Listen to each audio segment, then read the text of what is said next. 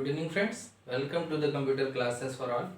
दोस्तों, आज मैं आप लोगों को बताने जा रहा हूँ कुछ प्रॉब्लम्स लेकर के उनका हम लोग फ्लो चार्ट और एल्गोरिथम लिखेंगे, उसका फ्लो चार्ट बनाएंगे, उसका एल्गोरिथम लिखेंगे, है ना, और समझेंगे कि एक्चुअल में प्रॉब्लम को सॉल्व करते कैसे हैं।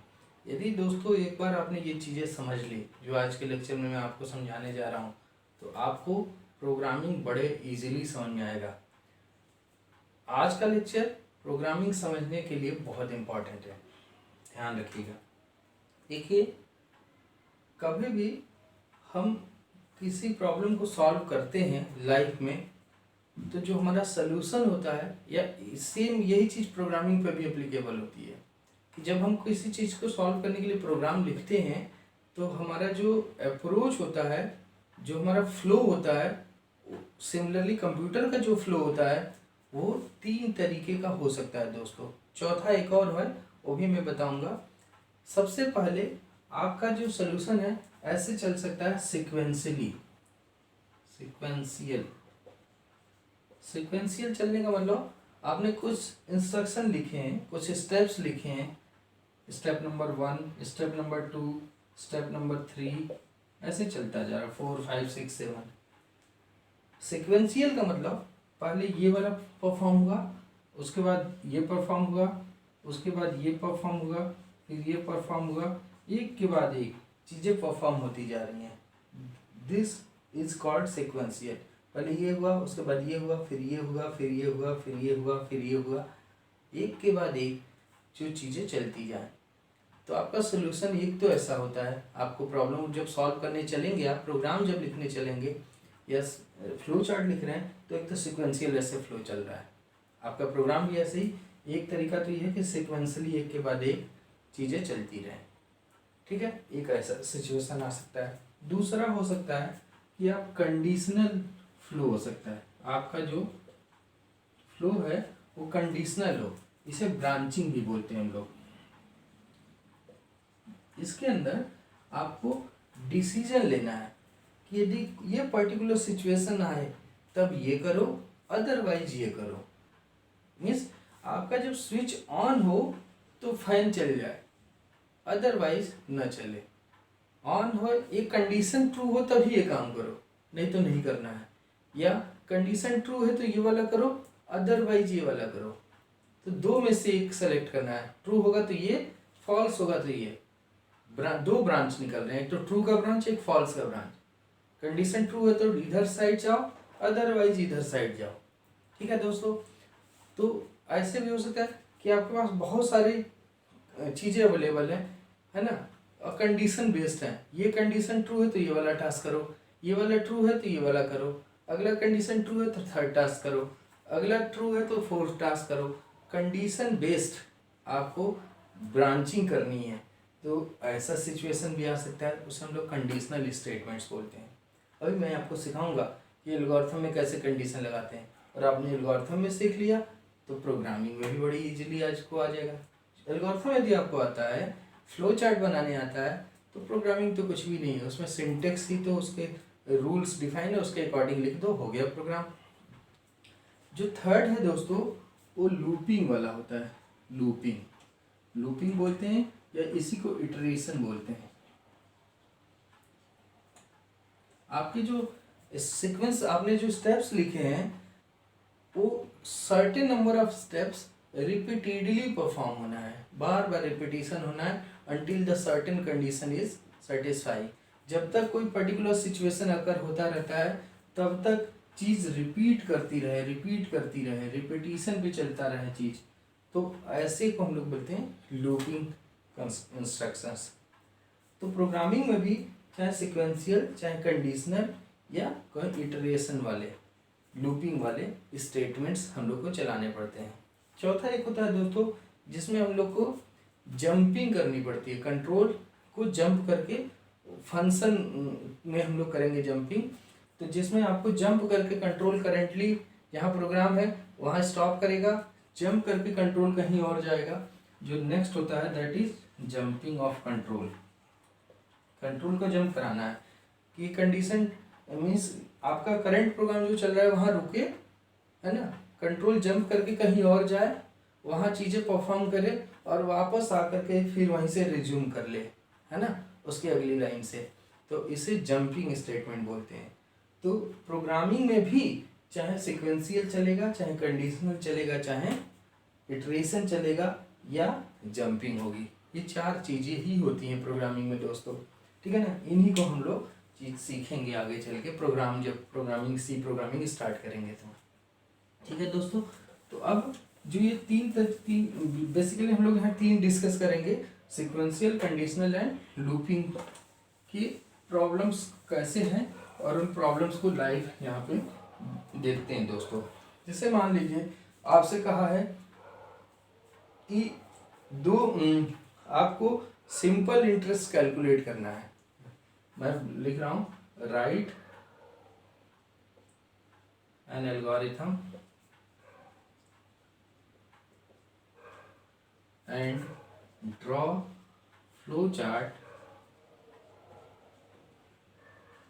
To calculate simple interest.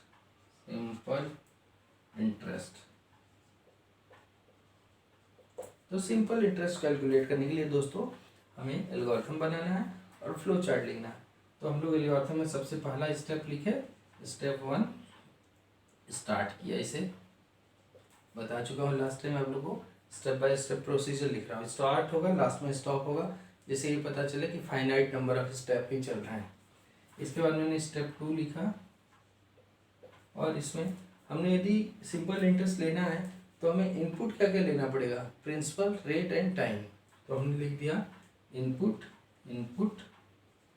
PRT, है ना। अब इनपुट लेने के हम लोग प्रोग्रामिंग में जब मैं आप लोगों को सिखाऊंगा तो बताऊंगा कैसे इनपुट लेते हैं। इसके बाद उसके अपने फंक्शन है जिसके थ्रू इनपुट ले लेंगे आगे हम लोग। अगला स्टेप 3, और इसमें मैंने निकाला simple interest equal to P into R into T upon 100। इसे निकालिए सिंपल इंटरेस्ट और इसको डिस्प्ले कर दो। स्टेप 4 डिस्प्ले या प्रिंट भी लिख सकते हैं सिंपल इंटरेस्ट। और अगला स्टेप 5 स्टॉप, ठीक है ना। ये हो गया आपका क्या चीज, ये क्या हुआ आपका, ये फ्लो चार्ट हो गया, एल्गोरिथम हो गया। अब इसका फ्लो चार्ट बनाते हैं दोस्तों। स्टार्ट किया, इसके बाद इनपुट लेने के लिए मैं आपको बता चुका हूँ कि ऐसा वाला बॉक्स बनाते हैं, लास्ट वीडियो में बताया था मैंने। यहाँ लिखा रीड, इनपुट ले लो, लिख दो, रीड लिख दो, एक ही बात है, रीड PRT। यहाँ रीड लिख सकते हैं या इनपुट भी लिख सकते हैं, कोई एक ही बात है। यहाँ डिस्प्ले की जगह प्रिंट भी लिख सकते हैं। हमने इनपुट लिया, रीड किया, प्रोग्राम में रीड करने के बाद PRT। अब क्या करना है, कैलकुलेशन करना है ये वाला। तो कैलकुलेशन के लिए मैं प्रोसेसिंग बॉक्स ऐसे बताया हूँ, मैंने लिखा simple interest equal to P into R into T upon 100, निकाल लिया, ठीक है। और इसको बस डिस्प्ले कर दो। अब इसके बाद क्या करना है दोस्तों, हमें जो सिंपल इंटरेस्ट में आया है इसको प्रिंट कर दिया। तो प्रिंट के लिए आउटपुट बॉक्स, यहाँ लिखा प्रिंट F या प्रिंट सिंपल इंटरेस्ट, और फाइनली इसको स्टॉप कर दिया। तो दोस्तों हमने क्या किया, ये स्टेप बाय स्टेप प्रोसीजर लिखा और ये सीक्वेंशियल है। पहले स्टार्ट होगा, फिर इनपुट लिया जाएगा, फिर ये कैलकुलेट होगा, फिर आउटपुट दिखा दिया जाएगा, फिर स्टॉप हो जाएगा। ये स्टार्ट हुआ, रीड किया गया डेटा, प्रोसेसिंग हुई, ये निकाला गया, प्रिंट कर दिया गया, स्टॉप हो गया। एक के बाद एक सीक्वेंशियल चल रहा है। ऐसा नहीं हो सकता कि बिना इनपुट लिए आप सीधे ही कैलकुलेट कर दो, है ना। तो सीक्वेंशियल एक तरह से फ्लो आपका चल रहा है। इसी तरीके से आपको मैं कहूँ कि एक एल्गोरिथम और फ्लो चार्ट, एल्गोरिथम लिखो और फ्लो चार्ट बनाओ, जिसमें कि तीन नंबर को इनपुट लेना है और उसका एवरेज निकालना है ना। Write an algorithm and draw flow chart to find average of three numbers, तीन नंबर का एवरेज निकालना है। तो स्टार्ट किया और 3 नंबर मान लो इनपुट करा लिया मैंने, input A comma B comma C, मैंने 3 number A B C input करा लिया। इसके बाद क्या निकाला, एवरेज निकाला। एवरेज निकालने के लिए मैंने लिखा average is equal to A plus B plus C upon 3। Average निकल गया और एवरेज को यहाँ डिस्प्ले कर दिया। ठीक है ना, डिस्प्ले कर दो, प्रिंट कर दो, एक ही बात है, बन गया ये 3 नंबर को ऐड कर 3 नंबर का एवरेज निकालने का प्रोग्राम। उसी तरीके से यहाँ चेंज कर दो, रीड किया A comma B comma C और यहाँ निकाला average is equal to A plus B plus C by 3 और यहाँ पे एवरेज को प्रिंट कर दिया। ठीक है दोस्तों, तो ये भी चल रहा है सिक्वेंशियल। ठीक है, यदि आपसे कहा जाए कि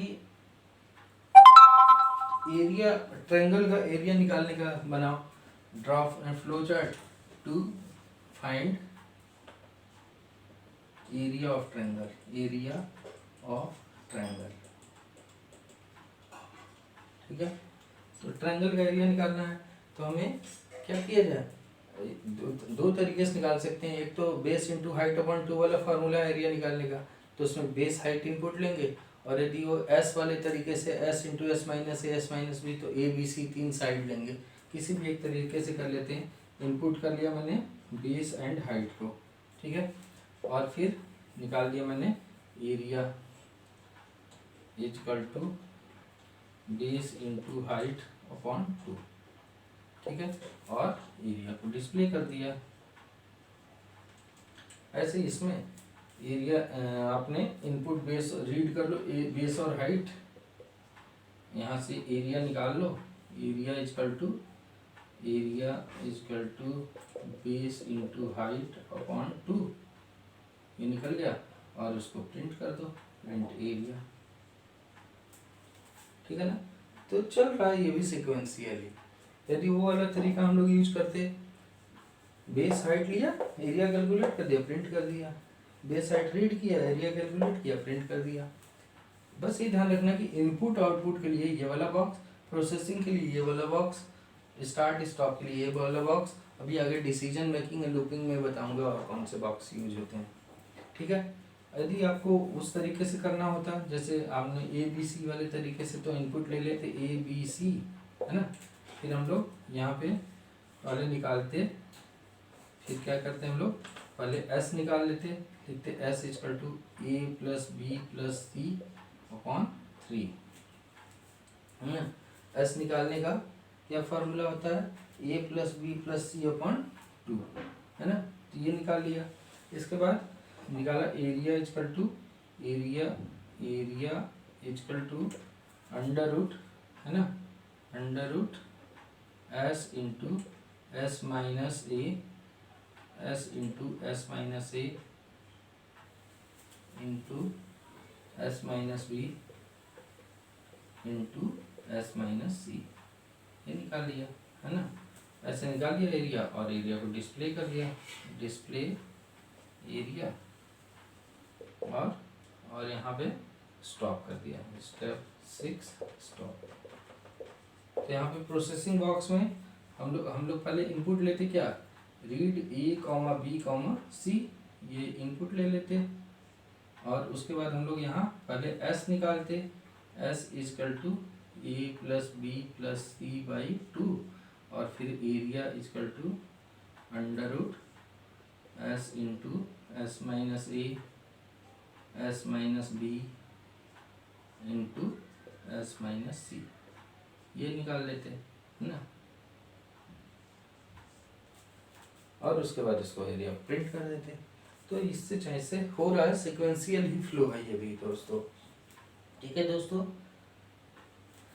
इस तरीके से दोस्तों अब आपसे कह रहा है कि एक एल्गोरिथम लिखो और फ्लो चार्ट बनाओ जिसमें 2 नंबर को स्वैप करना है, to swap 2 number, to swap 2 numbers. ठीक है दोस्तों, 2 नंबर को स्वैप करने का लॉजिक लिखना है। अभी जो 2 नंबर को स्वैप करना है 2 तरीके से हो सकता है दोस्तों, या तो हम एक थर्ड वेरिएबल का यूज कर लें उसके थ्रू कर सकते हैं या विदाउट थर्ड वेरिएबल भी कर सकते हैं। तो यहाँ मैं करने जा रहा हूँ नंबर्स यूजिंग थर्ड वेरिएबल। दोस्तों ये बहुत इंपॉर्टेंट है प्रोग्राम। देखिए 2 नंबर को स्वैप करना है। मान लीजिए ए एक नंबर है जिसमें वैल्यू है 10 और बी एक नंबर है उसमें वैल्यू है 20। ठीक है, अब हमें इसे स्वैप करना है तो इसको इस तरीके से अब करना क्या है कि ए में 20 आ जाए, बी में 10 आ जाए। ये करने के लिए हम लोग यदि क्या किया जाए, इसको ऐसे समझिए। एक बात ध्यान रखिए कि ए वेरिएबल में एक बार में एक ही वैल्यू रह सकती है और ए में जैसे ही दूसरी वैल्यू डालोगे ए की अपनी वैल्यू खत्म हो जाएगी। भाई ए में 10 है, ए में यदि 10 है और ए में यदि तुमने बी कर दिया है ना, तो ए में 20 हो जाएगी। ऐसा नहीं है कि अब तुमने लिखा ए इजकल टू बी और बी इजकल टू ए, तो ए में तो 20 डाल दिया तुमने, अब बी इजकल टू ए करोगे तो ए में तो 20 है ना, तो बी में भी 20 ही आ जाएगा। यदि हम लोग ऐसे करते हैं इस तरीके से, तो ए में बी डाल दिया तो ए में बी डाल दिया तो बी की वैल्यू ए में आ गई, इस ए में 20 आ गया। तो ए का खुद का वैल्यू तो खत्म हो गया ना, खुद का वैल्यू ओवरराइड हो गया। तो अगर तुम बी इजकल टू ए लिखोगे जब, तो ए में तो 20 है तो 20 आएगा बी में, तो बी में भी 20 हो जाएगा, ए में भी 20 हो जाएगा। क्लियर है दोस्तों? तो इसका क्या तरीका है, इसको ऐसे समझिए। 2 गिलास में पानी है, ठीक है ना, एक गिलास में रेड वाटर है, दूसरे में पिंक वाटर या येलो वाटर है, रेड एंड येलो वाटर है ना। अब आपको यदि करना यह है कि रेड वाला येलो वाली गिलास में, येलो वाला पानी रेड वाली गिलास में आ जाए, स्वैप हो जाए, एक्सचेंज हो जाए। तो इसको करने के लिए क्या तरीका है कि एक खाली गिलास लेके आओ, है ना, और किसी एक गिलास का पानी उसमें डाल दो। ठीक है, तो हमने खाली गिलास का मतलब एक तीसरा वेरिएबल सी लिया दोस्तों। ये तो गलत हो गया, समझ में आ गया आपको? तो हमने क्या करना होगा, एक खाली गिलास सी लिया, एक तीसरा वेरिएबल सी लिया, इसमें किसी एक गिलास का पानी डाल दिया, उसमें ए की वैल्यू रख दी। तो अब ए की वैल्यू को मैंने कहीं स्टोर कर लिया है, सी में डाल के रखा हुआ है, इस गिलास में रख दिया। एक गिलास का पानी एक मीन्स खाली गिलास में डाल दिया, ए वाले गिलास का पानी खाली गिलास में डाल दिया। अब ए खाली हो गई, अब इसमें ये वाला पानी इसमें डाल दो। तो क्या कर दो, अब ए में बी की वैल्यू डाल दो। ठीक है, अब ये खाली हो गया, इसमें जो ए की वैल्यू तीसरी गिलास में रखे थे, तीसरे में पानी, उसको इस गिलास में डाल दो। ठीक है ना, तो सी में जो वैल्यू ए की थी, सी में जो ए की वैल्यू थी, उसी को बी में डाल दो। 2 गिलास था, खाली वाला एक खाली गिलास लाए, उस पे इसका पानी डाल दिया। अब ये खाली हो गया, तो ये पानी इस वाले गिलास में डाल दिया। अब ये गिलास खाली, तो जो तीसरी गिलास में रखा था पानी, उसको अब इसमें डाल दिया, तो स्वैप हो गया पानी। और उस गिलास को जिसका था उसको दे दिया, इसीलिए उसको टेम्प्रोरी बोला मैंने। तो मैंने 2 गिलास में पानी स्वैप करने के लिए एक टेम्प्रोरी गिलास ले आए, उस गिलास में किसी एक गिलास का पानी डाल दिया। अब ये गिलास खाली हो गई, इसमें इस गिलास का पानी डाल दिया। अब ये खाली हो गई, इसका पानी तो इसमें चला गया। अब जो तीसरी गिलास थी उसका पानी वापस इसमें डाल दिया। ठीक है, तो देखो इसका पानी इसमें आ गया और इसका पानी इसमें आ गया। वही काम किया मैंने, एक सी वेरिएबल तीसरी गिलास ले आया, उसमें ए की वैल्यू डाल दी, ए की वैल्यू प्रिजर्व हो गई। अब ए में खाली हो गया, ए में बी की वैल्यू डाल दी। खाली नहीं होता है दोस्तों, ओवरराइड हो जाता है, क्योंकि ए में जैसे ही बी डालोगे तो ए में खुद एक ही वेरिएबल, उसमें एक ही वैल्यू रहेगी, तो उसमें जो बी की वैल्यू है वो आ जाएगी। अब तो ए की वैल्यू इसलिए मैंने सी में रख लिया था, ए की अपनी वैल्यू तो सी में आ गया, प्रिजर्व हो गया। अब ए में बी की वैल्यू डाल दी और बी में जो ए की वैल्यू कहाँ रखी थी, सी में, तो सी वाली वैल्यू बी में डाल दी। तो इस तरीके से क्या होगा दोस्तों, ए में बी की वैल्यू आ जाएगी और बी में ए की वैल्यू आ जाएगी, स्वैप हो गया। लेकिन उसके लिए थर्ड वेरिएबल जरूरी है। तो ये स्टेप है जिससे हम लोग विथ थर्ड वेरिएबल स्वैप कर सकते हैं। यही काम यदि विदाउट थर्ड वेरिएबल हम तीसरा क्लास नहीं लेना है, तो हमने क्या किया कि ए में दोनों की वैल्यू ऐड करके रख ली। ठीक है ना, ए में दोनों को ऐड करके रख लिया, फिर किया B is equal to A minus B. देखिए ए में यहाँ जैसे ये करेंगे तो ए में कितनी वैल्यू हो जाएगी, 30। और ध्यान रखिएगा दोस्तों, वेरिएबल में करेंट वैल्यू की एग्जिस्टेंस रहती है। टाइम जैसे बढ़ता है उसे करेंटली वैल्यू की एग्जिस्टेंस रहती है, प्रीवियस वाला ओवर राइट हो जाता है। तो बी में ए में तो आ गया 30, ठीक है, क्योंकि ए की वैल्यू 10 है और बी की 20 है। अब हमने किया B is equal to A minus B, तो बी में क्या आ गया ए माइनस बी। ए की वैल्यू करेंटली जो है वो चलेगी, करेंट वैल्यू क्या है 30 माइनस बी, बी की वैल्यू तो अभी भी 20 है, तो यहाँ क्या आ गया बी की ए माइनस बी मीन्स 30 माइनस 20, क्योंकि ए की तो करेंट वैल्यू चेंज हो चुकी है 30 होगी, बी की अभी वैल्यू वही है, तो बी की हो गई वही 20, तो 30 माइनस 20 मीन्स बी में क्या आ गया 10। और फिर किया A equal to A minus B फिर से, तो क्या हुआ ए की वैल्यू करंट क्या है 30 है, और बी की वैल्यू अब प्रीवियस वाली नहीं चलेगी क्योंकि बी की वैल्यू अपडेट हो चुकी है, तो करंट वैल्यू बी की 10 है, तो 30 माइनस 10 ये क्या हो गया 20। तो देखो दोस्तों बी की वैल्यू 10 आ गई और ए की वैल्यू 20 आ गई। शुरू में क्या था ए की वैल्यू, और ये हमने थर्ड वेरिएबल का यूज़ नहीं किया, ए और बी वेरिएबल ही यूज हुआ। तो ये तरीका है विद थर्ड वेरिएबल का, और ये वाला तरीका है विदाउट थर्ड वेरिएबल का। क्लियर है ना, हमें स्वैप करना है तो इन्हीं लॉजिक को हम लोग लिख देते हैं, बस स्टेप वाइज लिखना है, एल्गोरिथम बन जाएगा। स्टेप 1 में मैंने लिखा start, step 2 input A comma B, ठीक है। फिर स्टेप 3 मैंने क्या किया सी वेरिएबल ले लिया, C equal to A plus B. उसके बाद step 4 A equal to B, step 5 B equal to C, है ना। और यहाँ प्रिंट कर स्टेप 6 में प्रिंट कर दिया, print step 6 print A comma B, A B की स्वैप वैल्यू प्रिंट हो जाएंगी, और स्टेप 7 स्टॉप, ठीक है। और इसी को फ्लो चार्ट बनाना है, तो हमने क्या किया स्टार्ट किया, उसके बाद इनपुट कराया, इनपुट ए कॉमा बी, उसके बाद मैंने प्रोसेसिंग किया, क्या प्रोसेसिंग किया दोस्तों, C equal to A plus B, A equal to B, C में ए रख लिया, ए में बी में C, C equal to A equal to B is equal to C. क्या किया सी में ए की वैल्यू, ए में बी की वैल्यू, बी में सी की वैल्यू, तो ये स्वैप हो गए, और यहाँ प्रिंट कर दिया, प्रिंट क्या किया प्रिंट ए एंड बी, और स्टॉप कर दिया। ठीक है दोस्तों, ये तो था स्वैपिंग विद थर्ड वेरिएबल। एक थर्ड वेरिएबल लिया सी, उसमें ए की वैल्यू रख दी, ए में बी में सी, ये सिखा चुका हूँ अभी मैं आप लोगों को।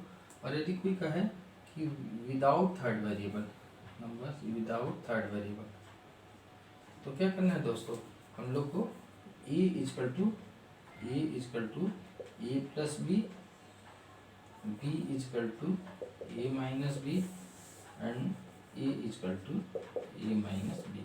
अभी समझाया था आप लोग को ये स्टेप, तो प्रोसेसिंग यहाँ लिख दो, A equal to A plus B is equal to A minus B and A equal to A minus B. तो ये स्वैपिंग विदाउट थर्ड वेरिएबल ऐसे हो जाएगा। ठीक है दोस्तों, तो इस तरीके से हम लोग, लेकिन दोस्तों देख रहे हैं हम लोग ये जो भी फ्लो हो रहा है ये सारा कैसा हो रहा है, सिक्वेंशियल हो रहा है। अब बात करते हैं हम लोग कंडीशनल की। देखिए, यदि हमसे कहा जाए कि write and algorithm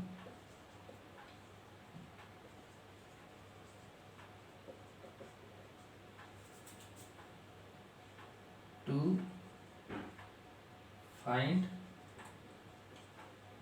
a number is positive और नेगेटिव, एक नंबर लेना है और चेक करना है कि पॉजिटिव है कि निगेटिव है ना। तो हमें डिसीजन लेना है कि पॉजिटिव है या निगेटिव है। तो डिसीजन मेकिंग जहाँ इसे डिसीजन मेकिंग भी बोलते हैं, कंडीशनल भी बोलते हैं, ब्रांचिंग भी बोलते हैं। इसमें आपको दो में से एक चीज़ सेलेक्ट करना है ना। किसी बेसिस पे डिसीजन लेना है कंडीशन लगा करके, और उसके बेसिस पे एक ब्रांच या तो इधर सेलेक्ट करना है या इधर सेलेक्ट करना है। तो लिखते हैं इसका, मैंने लिखा step 1 start,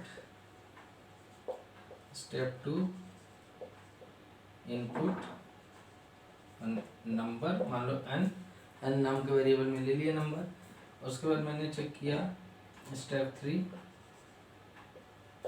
is number greater than 0, is number greater than 0। अब इसका दो केस बनेगा, यस यदि होगा तो स्टेप एस में हम लोग स्टेप 4 लिखे, यस में और लिख दिया प्रिंट पॉजिटिव, और नो में स्टेप 5 और प्रिंट कर दिया प्रिंट निगेटिव। तो यस में पॉजिटिव और नो में निगेटिव, और हर स्टेप के बाद एंड स्टॉप भी कर दिया, एंड स्टॉप। अदरवाइज निगेटिव इस स्टेप में जाएगा, बाय डिफॉल्ट तो सीक्वेंशियल चलता है ना। यदि ये कंडीशन ट्रू हुआ तो यस में आएगा और यस में प्रिंट कर देगा पॉजिटिव और स्टॉप हो जाए, है ना। अदरवाइज हम लोग ये स्टॉप नहीं लिखेंगे, तो बाय डिफॉल्ट तो फ्लो सीक्वेंशियल ही चलता है। तो ये पॉजिटिव निकल देगा, लिख देगा, उसके बाद निगेटिव भी लिख देगा। बाय डिफॉल्ट प्रोग्राम का फ्लो निगेटिव चलता है, बाय डिफॉल्ट प्रोग्राम का फ्लो सीक्वेंशियल चलता है, ठीक है ना। तो यदि हम लोग यहाँ स्टॉप ना लिखें दोस्तों, यदि यहाँ ख़त्म ना करें प्रोग्राम को, तो उसके बाद अगले स्टेप में भी चला जाएगा। तो इसलिए यहाँ स्टॉप कर दिया, ठीक है। तो या तो इसमें जाए या इसमें, ये नंबर ट्रू है तो इसमें जाएगा और स्टॉप हो जाएगा। अदरवाइज ये कंडीशन फॉल्स हुआ तो इसमें जाएगा और स्टॉप हो जाएगा, ठीक है ना। और उसके बाद अगला स्टेप, स्टेप 6 स्टॉप। तो देखा आपने कि हमने डिसीजन लिया, नंबर को चेक किया कि ग्रेटर देन 0 है, तो हमने प्रिंट कर दिया, इस जगह गए और लिखा print positive, otherwise print negative. तो दोनों में से एक डिसीजन लिया, चाहे ये कंडीशन ट्रू है तो इस स्टेप पे गए, अदरवाइज इस स्टेप पे गए, और उस स्टेप पे जाके हम लोग क्या करेंगे, स्टॉप भी करेंगे। क्लियर है दोस्तों। तो ऐसे ब्रांचिंग में चलता है। अब इसी का हमें यदि फ्लो चार्ट बनाना है, तो प्रोग्राम आपने स्टार्ट किया, स्टार्ट करने के बाद इनपुट लिया रीड एंड, उसके बाद आपने डिसीजन लिया, डिसीजन के लिए डिसीजन बॉक्स बनता है, इज एन ग्रेटर देन 0। अब इसके दो केस हैं, या तो ये ट्रू होगा या फॉल्स होगा। यदि ये ट्रू है तो हमने यहाँ आकर के, ये मैं यहाँ से रब कर रहा हूँ, अब ट्रू है तो यहाँ आकर के हमने प्रिंट कर दिया प्रिंट पॉजिटिव, प्रिंट पॉजिटिव, ठीक है, प्रिंट पॉजिटिव प्रिंट करके। और अदरवाइज यदि ये फॉल्स हुआ तो हमने क्या किया, प्रिंट कर दिया प्रिंट निगेटिव।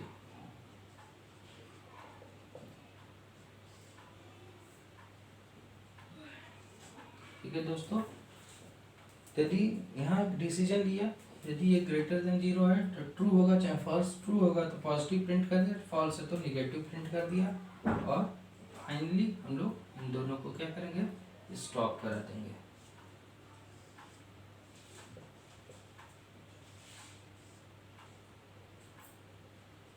ठीक है।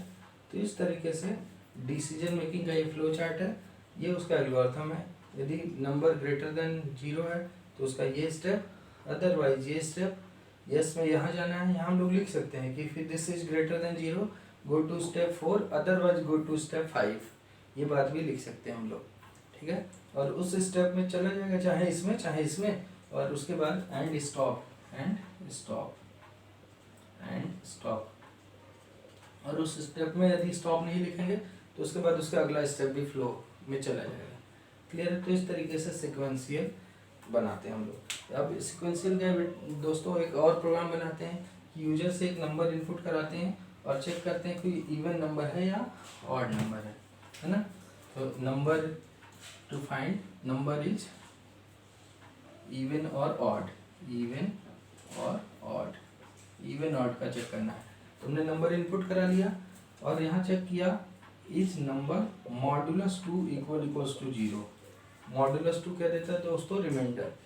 यदि डिवीजन 2 से करने पर रिमाइंडर 0 आया, ठीक है ना, दोनों 0 0 हो गए, मीन्स इसको भी 0 आया, इधर भी 0, मीन्स 2 से डिविजिबिलिटी 0 आ रही है, ठीक है ना।